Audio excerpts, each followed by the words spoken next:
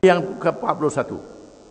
Wa an Abi Abdillah Khabbab bin al-Arat radhiyallahu anhu qala syakawna ila Rasulillah sallallahu alaihi wasallam wa huwa mutawassidun burdatan lahu fi dhillil Ka'bah faqulna ala tastansiru lana ala tad'u lana faqala qad kana man qablakum yu'khadhu ar-rajulu فيحفر له في الأرض فيجعل فيها ثم يؤتى بالمنشار فيوضع على رأسه فيجعل نصفين ويمشط بأمشاط الحديد ما دون لحمه وعظمه ما يصده ذلك عن دينه والله ليتمن الله هذا الأمر حتى يسير الراكب من صنعاء إلى حضر الموت لا يخاف إلا الله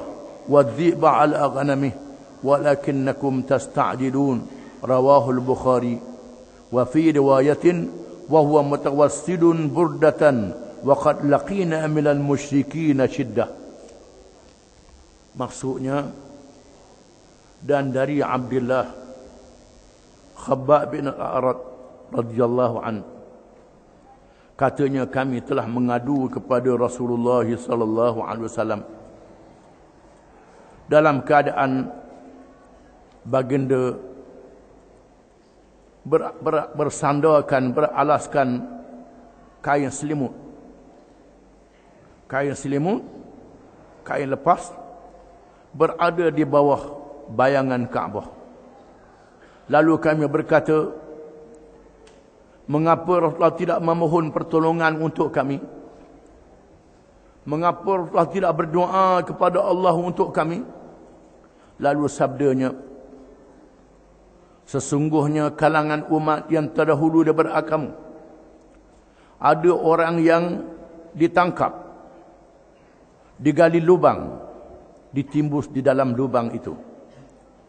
Ada orang yang dibawa dengan gergaji, dia letak gergaji di atas kepalanya, dibelah sehingga terbelah dua. Ada orang yang disikat dengan sikat-sikat besi sehingga meluruhkan daging dan sampai ke tulangnya, namun tidak berganjok daripada agamanya.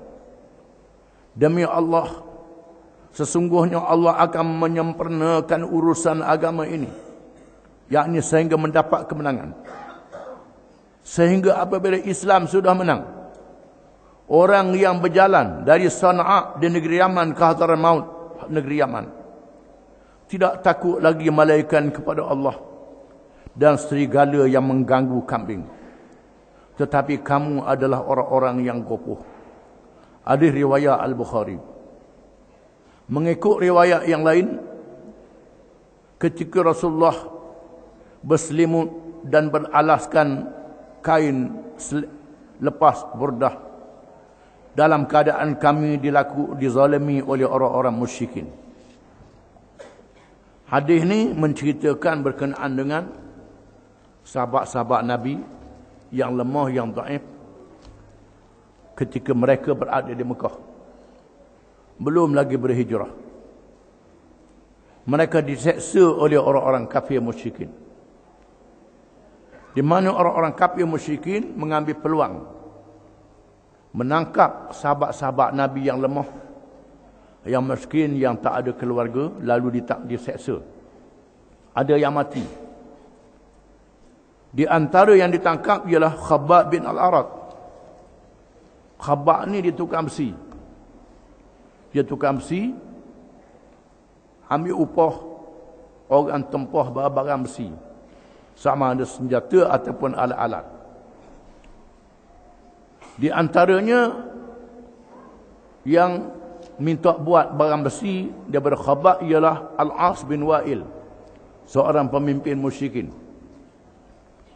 Bila dia tahu Khabbab ni masuk Islam, lalu dia ambil barang tu, dia tak beri upah, tak bayar. Oleh kerana percaya Muhammad beritahu ada hari akhirat, biar aku bayar upah hari akhirat, dia kata. Dia buat main-main. Bukan sekadar itu, Khabbab telah ditangkap, diberkas, lalu dibakar dengan besi panas. Besi panas tempat dia kerja diletakkan di atas belakangnya, diseksa. Begitulah juga sahabat-sahabat yang lain menerima seksa yang lain, seperti Bilal bin Rabah, Ammar bin Yasir. Setelah Yasir, ayahnya dan ibunya semuanya dibunuh oleh pemimpin musyrikin. Dan banyak lagi sahabat-sahabat yang lain. Maka sahabat-sahabat yang kena seksa, yang telah dibebaskan, yang berusaha membebaskan mereka, di antaranya Abu Bakar As-Siddiq radhiyallahu anhu. Seorang yang berharta, menggunakan duit untuk bayar bagi membebaskan sahabat-sahabat yang lemah yang diseksa ini, sehingga menghabiskan kekayaannya kerana tudung orang. Sayyidina Abu Bakar. Khabbab dengan rakan-rakan yang sudah dibebaskan ini, pada satu hari bertemu dengan Rasulullah sallallahu alaihi wasallam yang sedang berselimut dan bersandar bersama dengan kain lepas di bawah bayangan Kaabah di waktu tengah hari. Lalu Khabbab kata, kami kata, wahai Rasulullah, mengapa Rasulullah tidak berdoa kepada Allah, memohon pertolongan Allah kepada kami?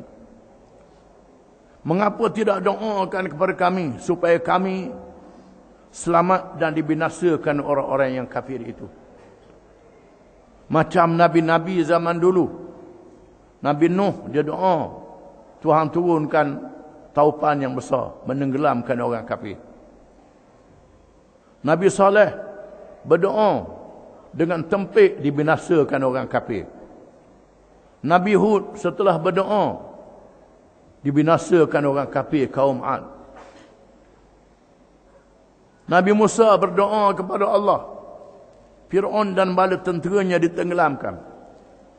Wahai Rasulullah, bila lagi nak doa pada Allah Ta'ala supaya Allah Ta'ala menangkan kita, binasakan orang-orang yang kafir itu? Lalu jawab Rasulullah SAW, wahai Khabbab, sesungguhnya di kalangan umat zaman dulu yang mengikut Rasul, Nabi mereka, ada yang ditangkap, digali lubang, ditimbuh di dalam lubang itu, dikambuh dalam lubang, mati, ditimbus. Ada di antara mereka yang dibelah tubuh dengan gergaji sehingga terbelah dua, jatuh ke bumi. Ada di antara mereka yang diseksa, disikat tubuhnya dengan sikat besi sehingga meluruhkan kulit, daging sampai ke tulang. Namun mereka tidak berganjak dengan agama Allah. Sampai mati tetap dengan Islam, mereka sabar. Wahai Khabbab, wahai kamu semua, akan tiba masanya Allah Ta'ala menyempurnakan urusan agamanya. Allah Ta'ala akan sempurnakan urusan agama. Islam akan menang. Cuma Allah Ta'ala nak suruh kamu sabar. Allah Ta'ala nak beri pahala pada kamu. Allah Ta'ala nak pilih ada kalangan kamu yang mati syahid. Yang mati syahid ini boleh memberi syafaat kepada orang-orang yang tidak mati syahid. Dipilih yang mati syahid, boleh beri syafaat di hari kiamat kepada mereka yang tak mati syahid. Itu dia, Allah Ta'ala pilih. Dan akan tiba masanya Allah Ta'ala beri kemenangan. Beri kemenangan kepada Islam. Tiba masanya, wahai Khabbab, wahai kamu semua, akan tiba masanya agama Islam ini akan menang. Bila Islam sudah menang, orang musafir daripada Sana'a ke Hadramaut dan negeri Yaman, di mana perjalanannya sangat jauh, berhari nak boleh ke Sapa. Masa itu banyak perampok, penyamun, lanun di tengah jalan. Banyak orang jahat. Bila Islam sudah menang, orang musafir bersana'a ke Hadramaut akan aman. Tidak ada yang mengganggu lagi. Tak takut lagi kepada perampok, penyamun, pembunuh, melainkan takut kepada Allah sahaja. Dan serigala yang mengganggu kambing. Apa maknanya? Bila Islam sudah menang, hukum syariat, hukum qisas, hukum hudud dilaksanakan. Sekarang tak boleh nak laksana lagi. Kita tak ada negara. Akan tiba masanya hukum Islam dilaksanakan. Kena beritahu bila Islam berkata, ini hukum akan dilaksanakan. Jangan tak beritahu. Kena beritahu, hukum Islam akan dilaksanakan. Allah curi kena kerat tangan. Perampok kalau bunuh orang kena bunuh. Kalau ambil harta kerat tangan, kerat kaki, kena buang daerah. Orang bunuh orang kena bunuh balas. Orang cocoh mata orang buta, cocoh mata dia katib, dia buta katib. Ini hukum yang ada dalam Islam. Bila Islam sudah menang, hukum ni dilaksanakan. Sekarang ni tak laksana lagi, Islam tak menang. Tapi kalau Islam menang, inilah dia hukumnya. Bila Islam sudah menang, hukum dilaksanakan. Di masa itu berlakulah keamanan. Sehingga orang musafir dari Sana'a ke Hadramaut tidak takut lagi melainkan kepada Allah. Sekarang sebab takut orang zalim lagi, perampok, penyamun lagi, kerana Islam tidak menang. Akan tiba masanya Islam menang. Walakinnakum tasta'jilun. Tetapi kamu adalah orang-orang yang terlalu gopoh. Yang cepat, nak menang cepat sangat. Nak menang derah sangat, kena sabar dulu. Pasal apa Allah Ta'ala jadikan begitu? Sebabnya Allah Ta'ala nak matangkan kemenangan Islam. Nak masukkan kemenangan Islam. وَلِيُمَحِّصَ الَّذِينَ آمَنُوا وَيَمْحَقَ الْكَافِرِينَ. Supaya Allah Ta'ala nak tapis orang-orang yang beriman ini. Nak tapis. Bila nak tapis, kena perah dulu. Kena perah, kena tekan, kena tindas. Yang betul-betul beriman, tetap. Yang tipu beriman, lari. Ini dia. Allah Ta'ala nak tapis. Ada orang yang menipu. Dia kata dia beriman, dia nak ke Islam juga, dia menipu. Maka Allah Ta'ala jadikan perjuangan Islam ni lama, kan Allah Ta'ala nak tapis. وَلِيُمَحِّصَ الَّذِينَ آمَنُوا وَيَمْحَقَ الْكَافِرِينَ. Supaya Allah Ta'ala menapis orang-orang yang beriman dan membinasakan orang-orang yang kafir. Itu dia. Tujuan mengapa jadi lama. Nabi Nuh alaihi salam sehingga 950 tahun. 950 tahun berdakwah, barulah Allah Ta'ala binasakan mereka yang kafir itu. Nabi Musa alaihi salam selepas berdoa 40 tahun. Nabi Musa berdoa, Tuhan kata aku terima doa. Lepas 40 tahun barulah Fir'aun dan yang ba'da tenteranya dibinasakan oleh Allah. Nabi kita Muhammad sallallahu alaihi wasallam disempurnakan agama Islam setelah 23 tahun. 13 tahun di Mekah, 10 tahun di Madinah. Setelah dibinasakan kumpulan jahiliah, Allah Ta'ala mematikan Nabi sallallahu alaihi wasallam, dimatikan. Disempurnakan agama Islam. Bila masa diketahui oleh Allah Ta'ala, Allah Ta'ala buat begitu supaya mereka yang bersama dengan Islam ini adalah orang-orang yang ikhlas, yang teguh pendiriannya, yang berpengalaman menghadapi ujian-ujian ini, supaya mereka melaksanakan Islam dengan ikhlas, dengan berani, dengan pengalaman-pengalaman yang banyak. Itu tujuannya pasal jadi lama. Pada Allah Ta'ala itu maha berkuasa. Innama amruhu idza arada syai'an an yaqula lahu kun fayakun. Sesungguhnya urusan Allah itu, apabila Allah menghendaki sesuatu perkara itu jadi, Allah Ta'ala firman kun, jadi, fayakun, jadi selalu. Sekelip mata saja.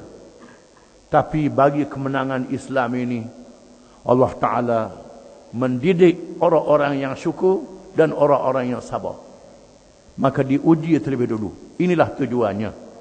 Tapi mu ni gopoh sangat, Nabi kata, jangan gopoh. Akan tiba masanya Islam akan menang. Apabila Islam sudah menang, mereka yang jahat dibinasakan oleh Allah. Islam jadi kuat.